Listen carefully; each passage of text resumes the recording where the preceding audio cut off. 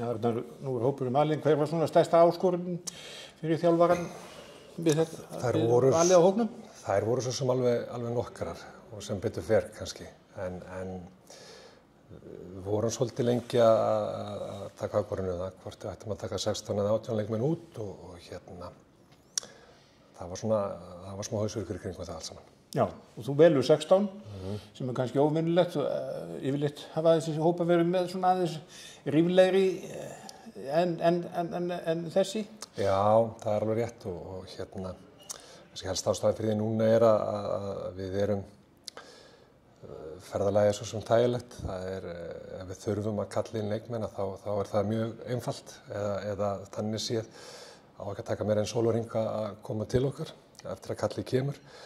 Og við erum þá líka að horfa á það að leikmenn, þetta er náttúrulega rúma 2 vikur sem við verðum úti, að leikmenn séu þá bara í alvöru ákefð og alvöru æfingu með sínum félagsliðum og séu þannig í toppstandi þegar og ef að kallið kemur. Þannig að þú hefur svona talað með einhverja leikmenn í kringum þetta til þess að vera í starthólunum? Já, ég er búinn að heyra í 5 leikmennum sem eru klárir á að koma út ef á þarf að halda.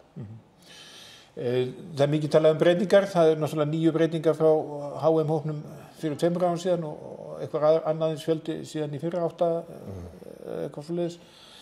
Þetta eru tíðarbreytingar. Já, sem að kannski gerir þetta erfiðara. Já, þetta flækir þetta aðeins og þetta er það ekki ákjósanlegt að hafa þetta í þessum tölum. Það séu svona 8-9 breytingar á milli stórmóta. Og það sem gerir þetta kannski svona meira krefjandi núna er að varnarleikurinn, við þurfum svolítið að hugsa hann upp á nýtt eða skipuleggja hann upp á nýtt og það er svona stóra verkefnið í dag.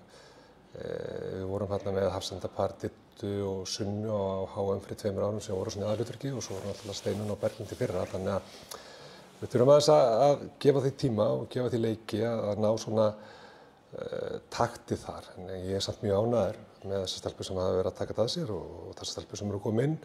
Það er framför í öllu því sem við höfum verið að gera í hverju verkefni og við þurfum að halda því áfram og ég er svolítið að binda vonir við að svona miklar breytingar eins og við höfum verið að horfa á séum við ekki að fara að sjá alveg á næstu árum. Þetta er ungt lið, ungur hópur og ég er svona leit með draumið að þetta lið gæti orðið okkar lið næstu 4, 6, 8 og jafnvel 10 árin sem væri frábært. Því að það náum við svolítið að keyra á ákveðna hluti og vinna með og þróa. Það er ekki nema 4 leikmenn sem hafa leikið við 50 leiki, þannig að það er ekki... Já, það er engin...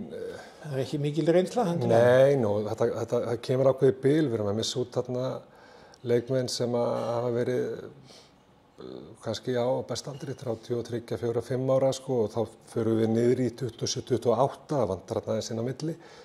Og það er eitthvað sem við þurfum svona til hliðar við þetta verkefni að huga, það gerist ekki aftur og þannig að það er að fara út úr þessu hellingsreynsla en það fylgja því bara ákveðin tækifæri og ég er mjög spenntur fyrir því að fá að vinna með þennan hóp á þessu móti og í framhaldinu því að mér finnst það er hellingur í honum, það er miklir hæfileikar þarna og það er mikill vilji og ég er alveg sannfærður um það að með tíma og með leikjum og með verkefnum að þá muni þessi hópur verða ansi öflugur og áttur að gera góð mót í framtíðinni.